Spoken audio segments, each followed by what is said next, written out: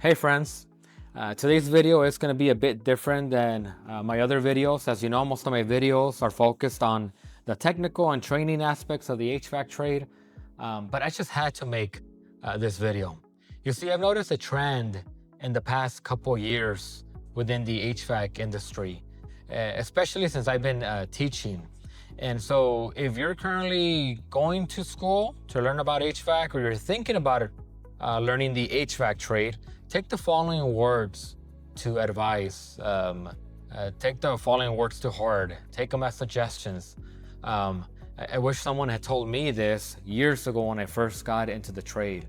But really the purpose of this video is to help you to stay in the HVAC trade. Too many people give up because it's too hard. And it's not that because they're not smart or maybe it's not for them. It really comes down to three things that we're going to be talking about. So really, I want you to be successful in your HVAC career. And this is what they say. They say that the first 2 years are the hardest. They say that a lot of people give up within the first 2 years. But really, we're going to go ahead and shorten that. And today is going to be focused on just getting by the first 6 months. So there's three things, and you can see it as the HVAC formula to be successful in the HVAC trade, at least in my perspective, that can help you to make HVAC a long life career, a trade that you can do for as long as you live. One is applied knowledge, the other one is employment, and the other one is resilient. So the first one, applied knowledge, kind of goes with how I learned about HVAC. So just to kind of give you a brief recap as to how I learned the trade, I had just come back from New York doing volunteer work, and I was trying to get a job and have in mind, I was 24, 25. I knew nothing about trades. I knew nothing about HVAC. So I ended up getting a job at Ralph's, the grocery store. And there's nothing wrong working at Ralph's or any grocery store. I'm just saying that because that was just the job that I landed on. And so I was mopping floors, and I was going down in an aisle, and I saw a friend coming this way. And so we were gonna meet at some point. And so when we met, I hadn't seen him for a long time, and we were there talking for a couple minutes, and he told me, have you ever given thought to HVAC? I'm like, HVAC? What is HVAC? And I'm sure you've come across this realization or epiphany. You're like, HVAC, what does that stand for? And you look it up. Oh, it's a trade: heating, ventilation, and air conditioning. So he told me briefly his story, how he started, and then how it's been an awesome trade for him. So they kind of got the wheels going in my head. I thought, you know what? Should I learn HVAC? There's other trades like plumbing, electrician, but you know what? He told me HVAC, I'm just gonna do my research. And so I ended up finding a school that accommodated my schedule and at least how much I could afford. And so have in mind, this school for 6 months, with the purchase of the book, I paid about $1,000, and this was in 2016. Not a lot of money. So you know how that saying goes, though, you get what you pay for. So a lot of the work that I did was working on window AC units. And if we did go over theory, and this is very important, going with point number one, it's either the school's going to give you the right knowledge, or it's going to give you a lack of knowledge or the wrong knowledge. And guess which one is the one that I got, at least going to that school? I got the wrong knowledge. So as I finished the school, I did get a job as a service technician. I didn't get to shadow anyone. I didn't have a senior tech next to me. They gave me my service van, and here's 3 to 4 calls a day. And so those 6 months, you can just imagine how hard it was. Just from bracing to trying to change out thermostats, it was very hard for me because I got the wrong or incorrect knowledge. And it got so bad with the stress that within those 6 months being employed there, I got vertigo because I wouldn't give up. But how could I? I went to school for 6 months. I was not gonna give up. Now, eventually they did let me go because you're supposed to make the company money, right? So out of the 4 service calls, I was only being successful with 1 or 2 service calls. So I don't blame them for letting me go. I hold no grudge at all. Thankfully, I had a buddy of mine who was a contractor, and I got to working with him, and he had a foreman who taught me all there is to install. We'd be up in attics, and if you're doing residential right now, those attics during the summer, especially if they have no attic vents, they get to be 130, 140 degrees. They're bad, but I would not give up. I was not gonna give up, and for 2 years I did that, learning all there is to the residential install side of things. Then I learned the technician side of stuff. Then I got into low voltage, building automation, and then teaching. But where am I going with this? Applied knowledge, that's important. You're not just gonna find a school that is just gonna give you theory or gonna have you read books if you can just do that at home. A good school is gonna help you take that knowledge and apply it. How can I take that theory and that knowledge and apply it using tools in the HVAC industry to get a job done? Knowledge, tools, you apply the knowledge to produce an output, an action. So yes, you're learning to use HVAC tools like gauges, like meters, with the knowledge, the right knowledge as well. And this is where it's important to get the right instruction from the right instructors, from the right books. But all those things, you see, knowledge, theory, put it into application using the tools to get a job done, to fix the unit, to fix the service call, to do a little bit of install. So that's the purpose of the school. And this is where you have to do your due diligence as to finding the right school that's going to help you achieve that. It could be a morning class or an evening class, and of course, something that you can afford. This is where you read the reviews, where you ask people that have gone to that school. You ask questions when you're there. You take a tour. What kind of equipment do they have? Is it new? Is it really old? Do you even get to touch equipment? You have to touch equipment if you're gonna go to a school. You can have $1 million equipment made out of gold. It can look beautiful, but if you never lay your hands on it, you're not gonna learn the trade as well. So you can have schools that are very expensive, and these schools that are very expensive could be great, and they can teach you all there is to HVAC. There's also schools that are very expensive, but you don't get a lot from it. There's also schools that are not that expensive, and you might get something out of it, and there's schools that are not as expensive, like myself, a school where I paid about $1,000, and I was taught the wrong knowledge. So yes, applied knowledge, not just getting the written content and putting it here in your brain. You gotta have the applied knowledge to get jobs done. So yes, knowledge is foundation. You need a foundation. If you don't get this knowledge correct in the beginning, everything you want to learn on top of it is always going to crumble because you never had the foundation. And another side note with that, with the HVAC industry moving forward with new things, new refrigerants, and now with inverters, VRFs, you have to have this longing, or you have to really like to learn. You think the school with just those 6 or 8 months, 2 years, whatever it is that you're in school, you think that's the only time that you're just gonna learn HVAC and that's it, period? You don't learn about HVAC ever again? Well, if you think that's the case, I'm sorry to tell you, but you're always going to be learning. I'm always learning. And so it's important that you learn how to learn. Are you a guy that likes to ask questions, that likes to watch videos, that likes to read something and then see it visually? In my case, I have to read something like 10 times. I cannot read it 2 times, 3 times. It just doesn't stick. That's just the way I'm wired. And you might be wired like that, but don't let that make you quit or give up. read it again, and then put it into practice. And then once you do it, no one can take away, right? Where you just apply it. You got to see what works for you when it comes to learning. But yes, you're never gonna stop learning. Out in the field, you're gonna be learning every day. Guess what the future is? And I just mentioned it, right? Inverters, VRFs. You're gonna have to learn all about those units. That's the future.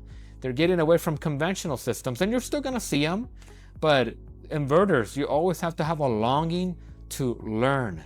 So learning how to learn, being open to being taught and receiving new knowledge. So that's number one there, applied knowledge. Number two, employment. When you finish school, where are you gonna be working at? Now, unfortunately, in my case, I didn't get to shadow someone, but some of my students, and I'm very happy for them, after graduating from school, they've been able to land jobs where they shadow someone for 3 months. They shadow a senior tech. And so this is where finding employment is very important. There's other things that can help you find employment. And it's sad to say, but I'll tell you a little secret here. It's all about connections nowadays. If you know someone, they can get you a job in there. And I saw it too. I saw people that would go to school and they didn't have so good of, let's say, good qualities, but because they knew someone, they got a job. And then you had a guy that was awesome qualities, and he just could not get a job, or it was just harder for him to get a job. But you just cannot give up when trying to get and find a job. I've had guys where put in the first resume, the first application, they got the job on the first try. I got other guys that applied about 90 times, 90 applications. Into the 91st application, they got the job. So it's a matter of not giving up. It's no longer where I'm gonna just turn in my resume online and just that's it. I mean, with AI now, it could find something in your resume that it didn't like and it just discards it. If you really want to get a job in the HVAC trade, sure, turn in that resume online, but you gotta do a little bit more. Call, go in person, follow up, make connections, open up a LinkedIn account. I had a student of mine who I had told, hey, if you really want to get a job in building automation, go open up a LinkedIn account and put up a nice picture of yourself, put a little bit of descriptions, and go through my my connections and see who you think you can make be a friend of, and then start posting pictures of the building automation work that you and I do after school. And that's what he started doing, and he got a job in building automation. So be open to going outside the bubble, outside the comfort zone. Another thing too with employment, and I think this is what really is my pet peeve, and you understand why. I'm not trying to go back to the knowledge, but it's gonna make sense right now when it comes to employment. A lot of these schools are intended for you to learn to become a service technician. But sometimes you have schools where you have a 15-to-1 ratio, meaning you have 15 students to 1 instructor. So you got about 30 students for 2 instructors. And so you got some students that might not be as aggressive, they're a little bit shy, they're in the back. You got some students that are in the front that are really hungry, aggressive, and they're learning, and the students in the back are not learning. Even though the school is intended for you to become a service technician, but because of the dynamics, because of the class size of different things, you didn't learn the service technician part of it as well. So when you graduate and you're looking for work and they test you, a lot of the times you end up getting a job as an HVAC installer. And I'm not putting down those that have HVAC installation jobs. You can make good money doing that, especially as a contractor. But if you went to school to become a service technician, but then you end up leaving the school, paying a loan, and you get a job as an HVAC installer, why go to school in the first place if you could have just gone to Craigslist or somewhere else and apply for an HVAC installer helper job? So that's my pet peeve. So of course, you get what you put in. So if it's a great school, but you only put in 50% because you're on your phone, on TikTok, or whatever it is, you're only going to get 50%. But that's why it's hard when you really want to learn and there's big classes, not enough units. That's going to be very hard for you to get a service technician job. So make sure you learn all this. Stay after for tutoring. Do what you got to do to learn all there is to becoming a service technician so you can get a job as a service tech. And sometimes you get a job as a service tech and you do a little bit of install. There's nothing wrong with that. But after school, think about it. After school, if you're stuck with the loan and you get a job as an installer helper, that's something that you could have done without going to school in the first place. So employment is important. And even if that happens to you and you get a job as an installer helper or as an installer, there's got to be a conversation between you and the employer where you talk to him and you tell him, look, after 3 months or 6 months probation, if I work hard, is there any possibility for me learning the technical and me becoming a service technician and maybe getting a van? And if he's open to that, and after 6 months that happens, good for you. But guess what? You can be in a job and maybe you had that conversation and 10 years can go by and all you did was install. So remember, you're also interviewing the employer. Don't go hard though, right? It is your first job. So you're not gonna be saying I can only work from 8 to 5, I can't work weekends, and on the summer, I know we have to work extra, but I can't do that. You kind of have to pay your dues a bit, but you're also interviewing the employer, asking questions like, what about probation? How much is my raise? Do I get a raise after probation if I'm doing a good job? Do I get a vehicle? If I don't get a vehicle, do I get compensated for gas? You're asking these questions because you also want to be able to be happy doing HVAC work. So yes, finding the right employer is very important. A lot of the times, some guys, and this is not hard rules, but a lot of guys like the morning schedule. So they'll get into commercial HVAC. They work from 6 in the morning to 2:30 p.m. or from 5 in the morning to 1:30 morning, right? A lot of these jobs, you need a general contractor present. So you can only work in the mornings. A lot of the times you really can't get overtime. Sometimes you can on the weekends, but typically commercial is Monday through Friday from 6 to 2:30, 5 to 1:30, or even 4 to 12:30. Some guys like that.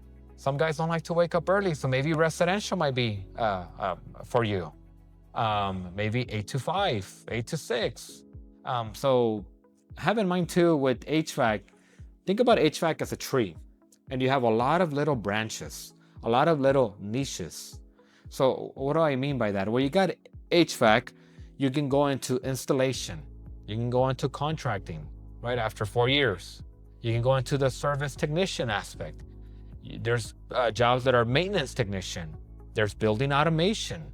There's duct cleaning, air balance, building automation programmer, building automation installer, building automation integrator, industrial, commercial install, commercial service tech, chillers, chiller technicians. There's so many. If you were to go online, you would see a list of jobs within the HVAC tree, if you want to call it that way. So there's a lot to think about when it comes to the right employment, but a lot of the times it's just a matter of not giving up and going the extra mile, being different, having good work ethics, and just not giving up and getting that job. So this goes to the last point, being resilient. And I didn't know about this. And you know what? I'm still learning about this point, being resilient. So what does resilient mean? Being able to handle stress. You know, a lot of the times you're working with equipment and units that they can be dangerous if you're touching the wrong thing. You can get frostbite, you can get shocked, you can fall off a roof, you can get hurt, you got heights, you got heat exhaustion, you got the sun. I mean, you got different things. So being resilient, and it doesn't involve the external factors, but also the internal factors. How do you do when it comes to stress? Do you go, and then just burn out? Or do you find time to go on vacations, to spend some time with something that you like to relax, right? Because if you just go, And maybe there is a small percentage of guys that can go, and they'll be fine. But I mean, our bodies, wear and tear, even with our mind being tired, if we don't find time to relax and to do things that can a little bit alleviate the stress, it's gonna be hard for us to last in the HVAC trade. So yeah, finding ways to reduce the stress. And sometimes you might not be able to. So this is where you gotta build resilient. You gotta build that resilience where you actually end up being able to endure certain things that come up. And within the HVAC, specifically with HVAC, the one big thing to have in mind is dealing with customers. When you're having a bad day, right? You got stuff going on at home, your wife left you, and you're close to bankruptcy. I mean, it could be the worst of the worst. But how can you fix Mrs. Applebottom's unit? And then if she gets upset at you, how can you just not react harshly, react negatively, and be able to get that job done with giving her the proper respect and going on to your next call? That's building resilience. And that comes with time, with experience, with building the right qualities. But customer service is important. A lot of customers, they're going to push the buttons, and they're gonna push the buttons that just tick you, and it's gonna be hard for you to control your anger, your frustration. But if you just follow through and just know that it will pass, and that's just one customer.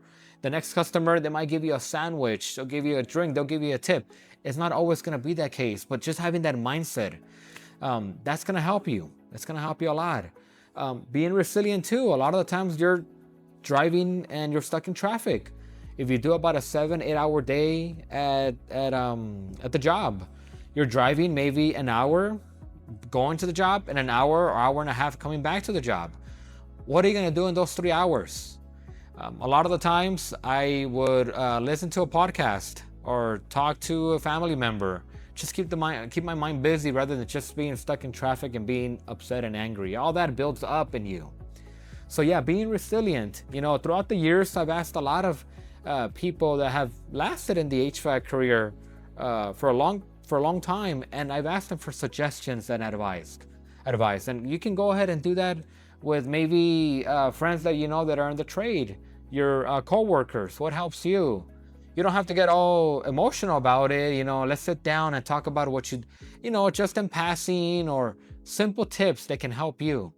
Because if you don't control that stress, if you don't build up that resilience, even though you got the applied knowledge and a good employment, if you don't have that, you will eventually give up in the HVAC trade. Or maybe you choose another aspect of the HVAC jobs that is a lot easier to do. Instead of driving a lot, maybe you get into sales, maybe you get into another trade within HVAC, another niche, and there's nothing wrong with that. We all have different circumstances. Some of us want to be with our families in the afternoon. Some of us are, you know, some of you guys are single and you can work extra hours, overtime on the weekends. Everyone has different circumstances, so you cannot compare yourself with someone else.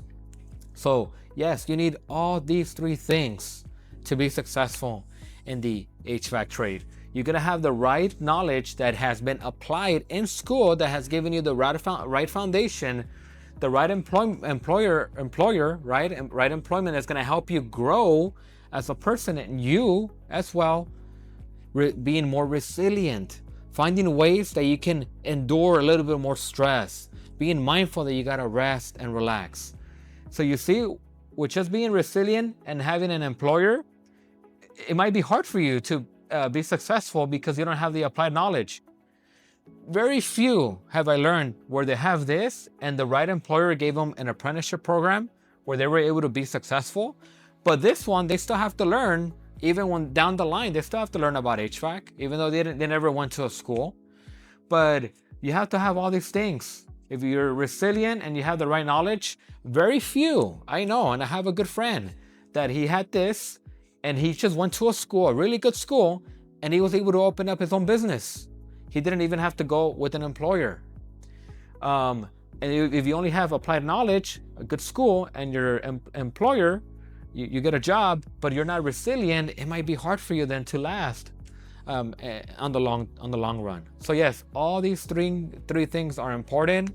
And like I said, this is just my perspective. You might have a different perspective on how to be successful in the HVAC trade. But really, I just thought I just let you have these words, these suggestions, that they reach your heart, you take them to heart. If it is something that you want to go into the HVAC trade, or you're thinking about going into the HVAC, and like I said, do yourself a favor, watch videos, see what HVAC entails, see if this is something that you want to do in the long run. It is an amazing trade, amazing career. You never stop learning. There's HVAC all over the world, all over the country. So yes, it is an awesome trade, and you want to have a good experience, not a bitter experience. And so like I said, I say this because I remember driving down the 60 freeway with vertigo like this, spinning, my head spinning while I was driving, coming back from a failed day of only doing 1 or 2 service calls instead of 4, and just hoping that I will make it home and not giving up. I don't want that for you. You can do a lot better than I can.